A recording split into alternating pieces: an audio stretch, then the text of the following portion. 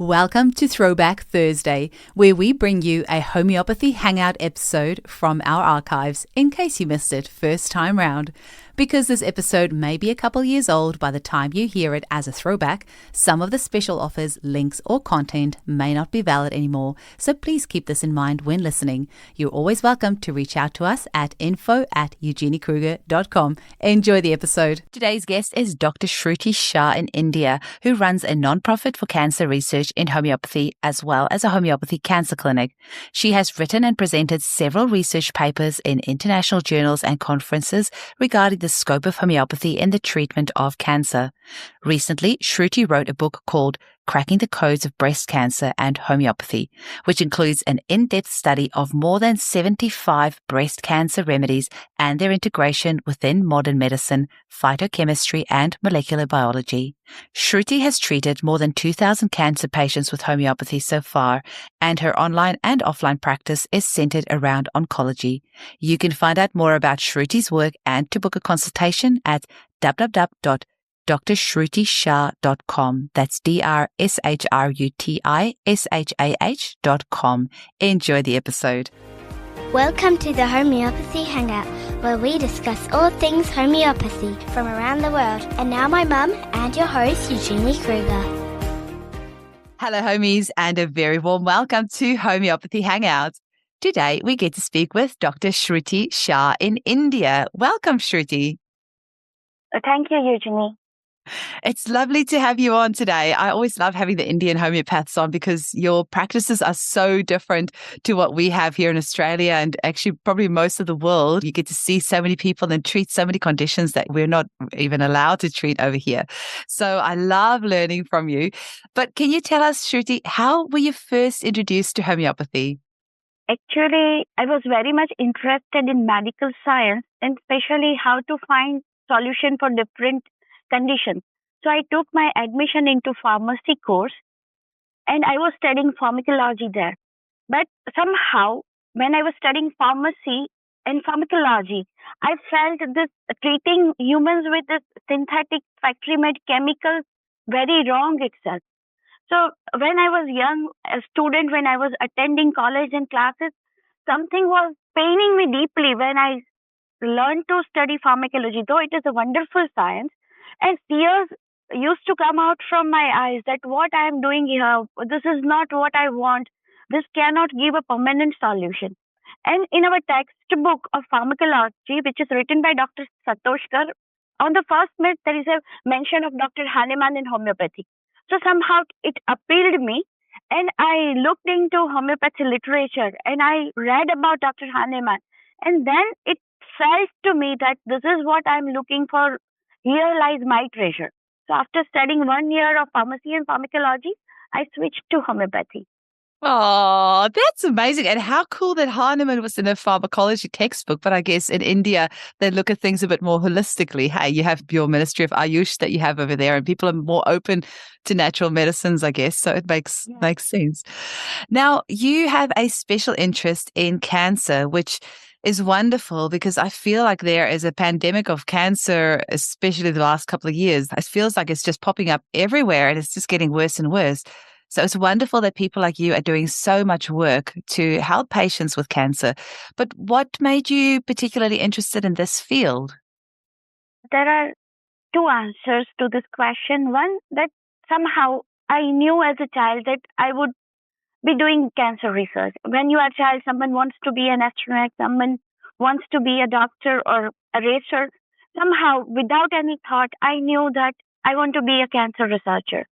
So this was there inbuilt in me. But then I forgot along the course of time because practicing homeopathy is a huge challenge. Mastering it is even a bigger challenge. So I lost my dream and I was very happy with homeopathy and my practice. But one day, one of very close relatives of mine came to me with a complaint that she is having dysphagia and she is not able to gulp the food and liquid well. So I took her to a physician and she was diagnosed to have a malignancy of esophagus. And the doctor told me she has barely 6 months lifespan. So I was very much emotionally attached to her, and she was advised to have order of investigation for confirmation and all. Meanwhile, as I was very much interested into homeopathy and I had some genuine interest in cancer, so I used to keep reading that Apis mellifica is for breast cancer, Candirango is for esophageal cancer. So I was thinking, if this many medicines, these many remedies are given for cancer with so much authenticity and with precision, why is it still not available, or why is it not so successful? So I thought, till when the investigations don't come, let me try homeopathy. So I took her case and I gave her Conium. I started the treatment with Conium. This was my first cancer case, and this was first time I used something for cancer. Mm-hmm. And to my surprise, within 10 days, she could eat well. She put on 5 kg weight because she was continuously losing weight. It was not very smooth, but every day when I go back to home, she will happily tell me, "Okay, today I ate 2 bread, today I had a good." Oh. So I was very happy. After 15 days, she was really doing good. And then her investigations and everything came positive. Her brother was a medical doctor. So immediately he called her to start the treatment with allopathy, like radiation, chemotherapy and all, because they had no trust in homeopathy. She said I was doubtful. So she said me goodbye. We walked to the bus station together and I dropped her for the cancer treatment. But what happened? As soon as she started allopathy, right? She lost her voice because of radiation and chemotherapy. I could never talk to her. And within 1 month, she passed away. Oh. So I thought she would have been much better if she would have continued homeopathy And better and quality of life being whatever, yeah. yeah, and whatever was being offered to her in the name of treatment, like chemotherapy, radiation, I doubted that it helped her or it really damaged her. Mm. So I thought, okay, if the current treatment is not so very effective, has lots of side effects, because during 1 month, what I witnessed that she was having side effects. Otherwise, when we departed, she was very healthy. She was putting on weight. She started eating. So there was a happiness, and I was very much emotionally involved with her. So I felt very bad. And within 2 months, one more old client of mine came to me.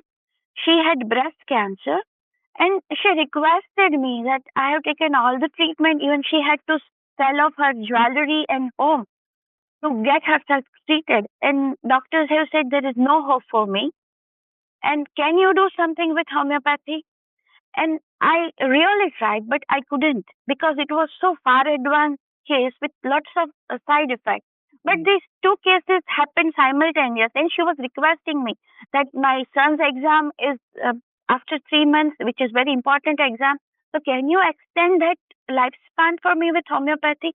So I studied her case and I found that there is a huge treasure regarding homeopathy treatment for cancer is in our literature, but it is not well documented, it is not well organized, and there is no awareness, no strong work has been done. There has been doctors, there has been legends who have done miraculous and marvelous work regarding cancer treatment, but still it is highly scattered.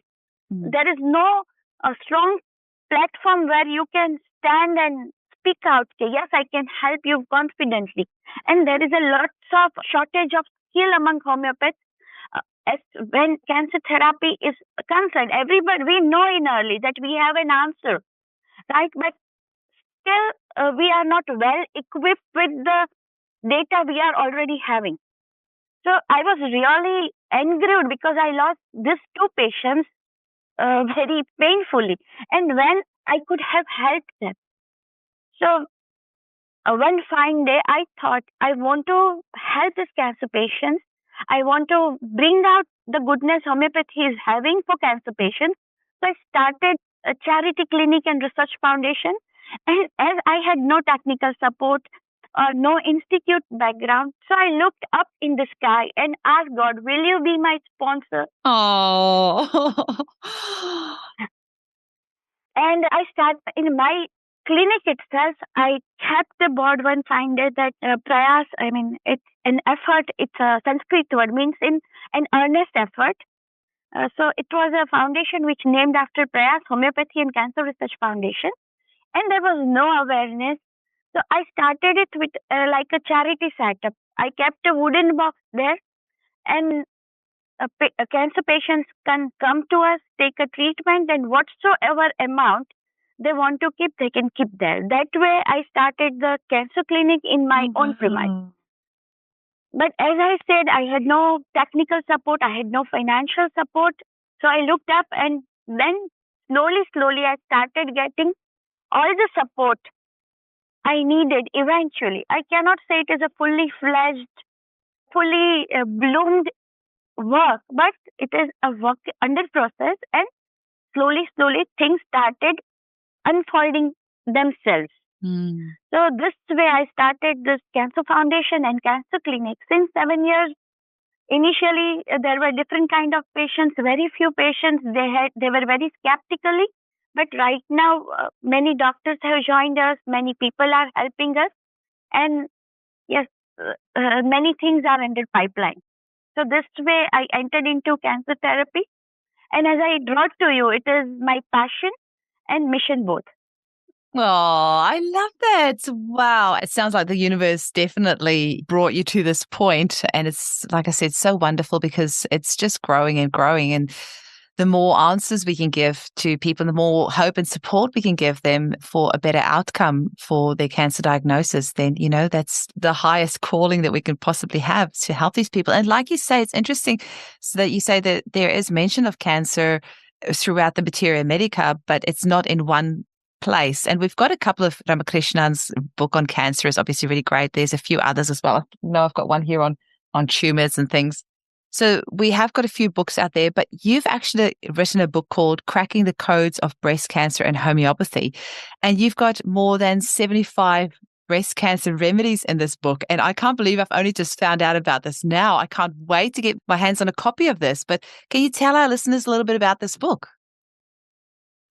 Yeah. See, when I started the Cancer Foundation, what I did, I read everything which was available about cancer treatment in homeopathy. Everything. For 3 years, I did nothing, but I kept looking at the literature because I started treating cancer patients without much skill and with very unorganized and scattered resources I had in the form of therapeutic. So the biggest challenge I faced that there was no strong platform. If a breast cancer patients comes to me, I know Phytoleka is a remedy, I know Asteria rubens is a remedy, but the repertoire is not very well developed. Our Materia Medica is also written in very old terminology. So I needed something, a therapeutic guide which is very strong by itself. So what I did, I wanted to make a protocol so that the doctors like me do not waste lots of time and they have a strong backup as a guide. As well, our Materia Medica is written in very old terminology. It has no integration and advantages of the modern researches. It was lacking there. That is what I felt. So what I did, I started with breast cancer because I am a female and I used to get more breast cancer patients. All other cancers are also in my bucket list, but I started with the breast cancer and I listed all the remedies which are there in the repertoire indicated for breast cancer. Few of them were pain remedies. Then I separated them that few of them are pain remedies, few of them are constitutional, few of them were nosodes, and few of them were actually cancer remedies. Our homeopathy is based on principle that what it causes, it cures. I mean, if a drug is capable to produce cancer, it can cure cancer. So there were remedies which were really carcinogens or had strong therapeutic indications for cancer proper as a pathology. So I took much interest into those remedies and I started studying them in depth from our Materia Medica sources, from provings, and what modern medicine, what is their phytochemistry, what is their molecular biology. And this way I studied almost 75 cancer remedies. So for one remedy, I think I have gone through more than 1,000 pages. And then I integrated everything and prepared my own notes for each remedy. So that when a breast cancer patient comes to me, I'm well equipped with my weapons to combat it. If I give you an example, if a breast cancer patient goes to a modern medicine practitioner, first they will differentiate if it is estrogen positive breast cancer, if it is herceptin positive breast cancer, or if it is triple negative. And that way the treatment strategy would be defined. Or they will differentiate what kind of, if the patient requires monoclonal antibody, if a patient requires typical adjuvant chemotherapy, or a patient requires anti-estrogen drug.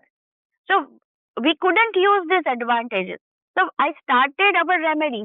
There is a remedy called Aristolochia clematitis. So when I studied it, I found that it has lots of estrogen and it is a proven carcinogen. So if it is a carcinogen, if it can produce cancer, it can cure cancer. And it will be better indicated for estrogen positive breast cancer, right? There is a very less known gallium epirine for breast cancer in our repertoire. When that's the one that's made from cleavers, hey? It's made from cleavers, yeah. Yes. So when I studied this gallium epirine, I found that it is the alkaloid of gallium epirine are precursors of chemotherapeutic drug doxorubicin. Okay. Means there is a strong connection. And when you study the application of gallium epirine, you will find hundreds of research papers stating that gallium epirine has got very strong role in treatment of triple negative type of breast cancer. But we never included this in our materia medica. It makes sense because I think gallium is used for lymphatics as well. And of course, there's lots of lymphatics around the breast tissue area. So are you saying that you see what the phytochemical is in that and then go through the medical literature and see what drugs they were using, what are the phytochemicals that they synthesize for the drugs, and that gives you an idea as to how the remedy would work in the body? Exactly. I think that's very cool. And yes, we have our indications, like it is for coffea group. So there will be lots of pain, there will be loss of sleep due to pain, mental excitement of Rubiaceae family, the redness because Rubiaceae is called Rubiaceae because it produces redness, right? So this way we can differentiate our remedies than before. So this is how I worked on all 75 remedies. And I have found that gallium epirine is anti-cancer remedy. It is already established, not in homeopathy, in general science also. So why not to integrate this data, right? But what the problem this general science, the main stream science has got, that they know that gallium epirine has anti-cancer property. They have proven it on cancer lines, right? But they don't know how to use it. How to have them in bulk, because they do not have this technology called potentization. And they have many anti-cancer agents like gallium epirine, like Aristolochia, Asteria rubens, right? It is proven that starfish have this anti-cancer property as well. But they do not know how to finally differentiate it, how to dispense them, how to make medicines out of it.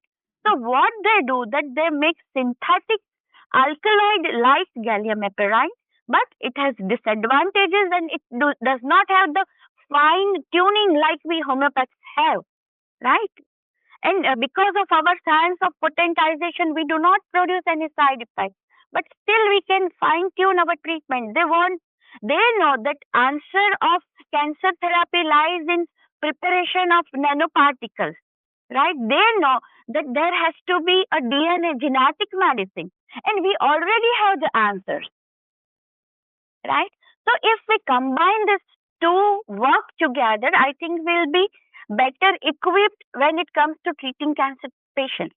So this was my aim when I started writing this book. And this is how I have tried to present it. This is how I have done my first attempt. It was co-authored with my mentor and teacher, Dr. Sunirmal Sarkar from Kolkata. But I can tell you, okay, for each drug, I have gone through thousands of pages, and then I used to meditate that now how this will happen, how this remedy. So I named it Cracking the Codes of Breast Cancer. And when I read, and then I meditated, one moment the remedy used to speak to me that this is how we work. I love that. I've actually had a few homeopaths on the show tell me that they meditate on a remedy. Actually, we had Peter Tamanello on about the crystals, and he had these flashes of inspiration. But it is just energy medicine, and these remedies do talk to us if we listen to them, and plants will talk to us as well. And anything in nature, it's all just energy. And if we connect with that energy, you do get insights that you wouldn't otherwise with your logical mind. So that's amazing. I really love the approach that you've taken. And I really love that. Yeah, it makes a lot of sense. I'm really excited for the possibilities of this. I have a question for you, though. Do you tend to prescribe like something like gallium, for example? Would you do that in a low potency, like a 6X or something, and give that regular? Or do you tend to use higher potencies, or do you just take it case by case? It varies upon case by case, but most of the time, cancer patients have lowered vitality, lots of drugging. Right. So I prefer LM potency the most, or the liquid potency, so that I can repeat it frequently and still it will be very gentle on the system and fast acting. Okay. And how many homeopaths do you have at your clinic, or how does your clinic work? Can people just drop in? Do they need to make an appointment? So how does the clinic itself work? I have 2 assistants and 2 pharmacists at my clinic, and a few of students who regularly come to us to visit. This is what it comprises of staff. And we have online appointment, as well as drop-in patients. It's a mixed, because we see all kind of patients for cancer, like from lower economic class to the online appointments from faraway countries. So it's a mix. So it is organized and it is spontaneous both ways. Well, that is was my next question for you, because I've actually sadly just this week had 2 emails of clients who have cancer, and it's an area that I kind of stay a little bit away from myself. I treat women and children, and behavioral disorders is my sort of focus, and hormonal balancing for women, especially after they've just given birth and their hormones are out of whack or their cycles are out of whack. But when clients have cancer, I kind of have walked circles around it. I've treated a little bit in the past. Like, obviously, we are not allowed to treat cancer in Australia, but we can treat the client and strengthen their vital force, which obviously, their cancer symptoms will diminish.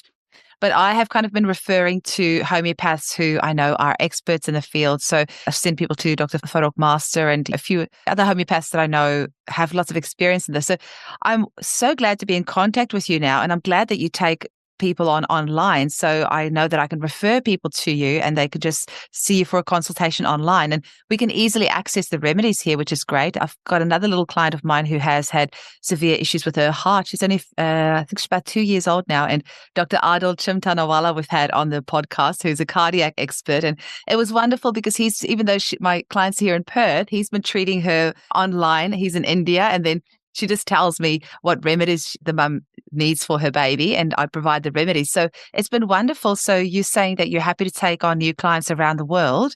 That's wonderful. Yeah, I mean, that's one thing where Zoom has been so great, or online Skype, whatever you use, has been so wonderful to connect people worldwide and be able to access those expertise that you might not necessarily have in your own country. So very excited to be in touch with you. It's wonderful.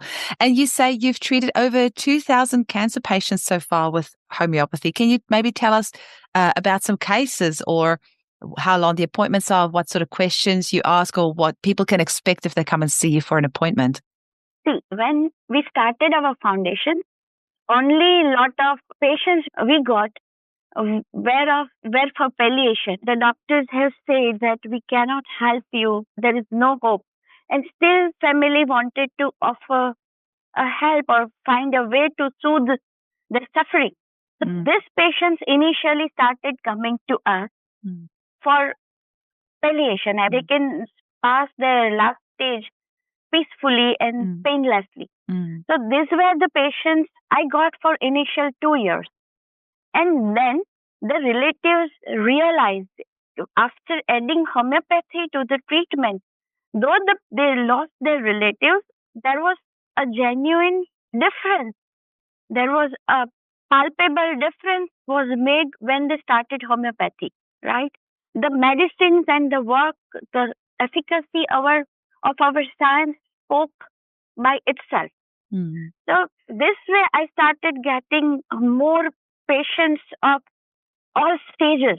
Like people started coming to us to get rid of the radiation or get side effects of radiation, side effect of chemotherapy. They started coming to us to prevent the recurrence because they started trusting the word of it. It spread with the word of mouth because I was not very technically connected.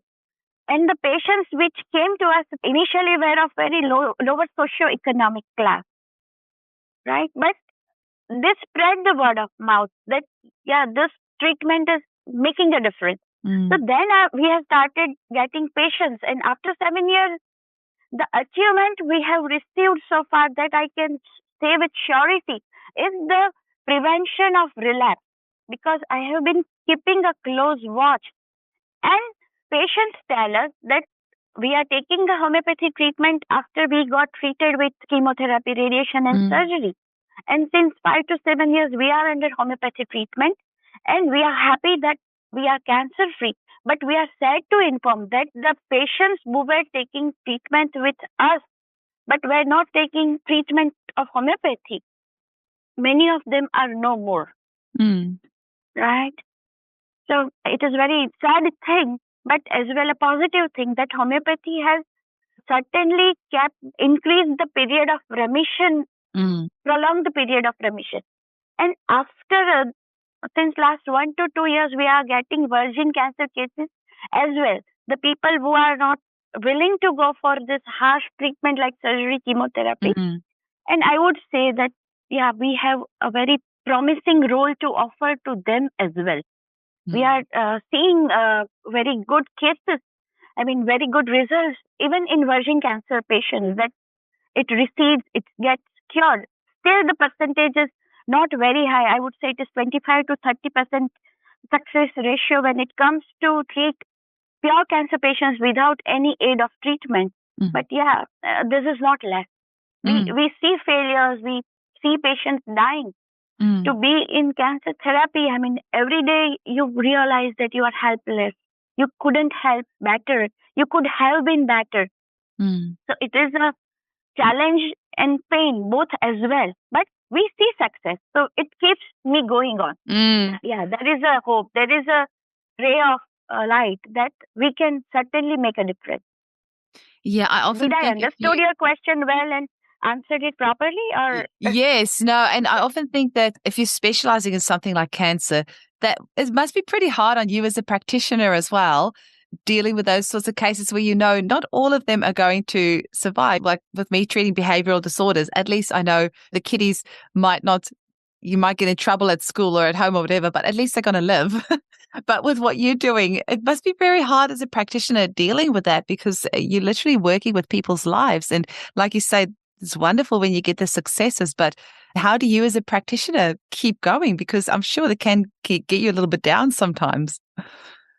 It's a daily story of pain and losing, right? Because you kind of get emotionally attached to your patient. They come to you with a hope that you will make a difference. The relatives come to you with a great hope that you will make a difference. You will keep them alive. But so many times you are helpless.